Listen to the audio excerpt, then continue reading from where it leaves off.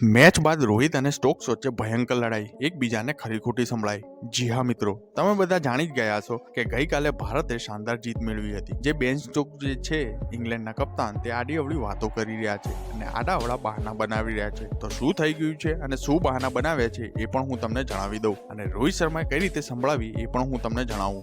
અને આ જે લડાઈ થઈ છે તે આમને સામને વાળી લડાઈ નથી, આ નિવેદનો વાળી લડાઈ છે। રોહિત શર્માએ કંઈક કહ્યું સામેથી, તેમણે કંઈક કહ્યું, યા તો કંઈક બહાનું બનાવ્યું, ઇંગ્લેન્ડે કંઈક કીધું, તો આવી રીતે લડાઈ થઈ છે। પણ બહુ દિલચસ્પ લડાઈ છે અને નિવેદનો જે એકબીજા માટે આપવામાં આવ્યા છે તે બહુ દિલચસ્પ છે। પહેલા તો હું તમને બેન સ્ટોક્સનું નિવેદન જણાવું, તેમણે શું કીધું। પહેલા તો તેમણે પોતાની ભૂલ સ્વીકારી હાર પર, પણ ત્યારબાદ એમનું એવું બહાનું આવ્યું જે કોઈના ગળે નહીં ઉતર્યું। પહેલા તો સ્ટોક્સે કીધું કે અમે સિરીઝમાં વધુ સારી ટીમ દ્વારા પરાજય પામ્યા હતા, અમે ભવિષ્યમાં ઘણું ક્રિકેટ રમવાનું છે। ન્યુઝીલેન્ડ અને પાકિસ્તાનની સિરીઝ જે છે જેની અમે રાહ જોઈ રહ્યા છે, જ્યારે તમે ભારતની સિરીઝ પર નજર રાખીએ તો અમે નાની નાની પળોને જાળી શક્યા નથી। અમે બધા વ્યક્તિગત રૂપથી જાણીએ છીએ કે ભૂલ ક્યાં થઈ છે। અમે આ સિરીઝથી સકારાત્મક રીતે જઈશું। હૈદરાબાદ બાદ ભારત બોલ સાથે ટોચ પર રહ્યું હતું અને દબાણ અમારા પર હતું। અમારા ખેલાડીઓએ સામનો કરવાની રીતો શોધવી પડશે અને જોખમ લેવા માટે પૂરતા સકારાત્મક બનવાની જરૂર છે। આવી પરિસ્થિતિમાં ક્યારેક ક્યારેક નુકસાન પડી શકે છે। ક્રોલી અને ડકેટે સારી ભાગીદારી કરી હતી, પણ બશીર અને હાટલી પૂરી સિરીઝમાં અસાધારણ રહ્યા હતા। રૂટનું ફોર્મમાં આવવું એ અમારા માટે સારી બાબત છે। ચલો અહીંયા સુધી તો ઠીક હતું કે કહ્યું કે ક્યારેક ક્યારેક નુકસાન ઉઠાવવું પડે છે, કોઈ વાત નહીં હારી ગયા। એના પછી કહી રહ્યા છે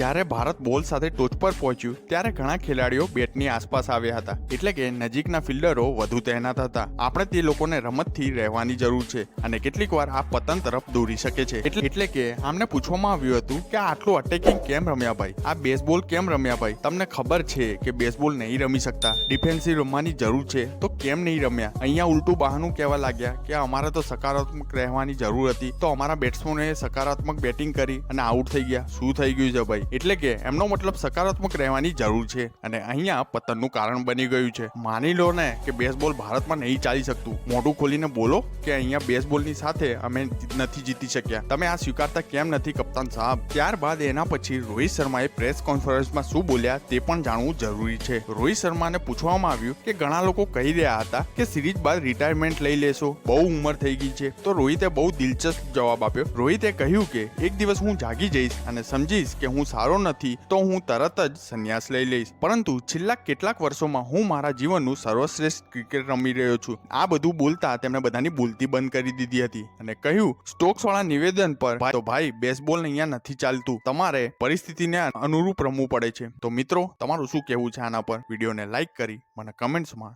જરૂર જણાવશો।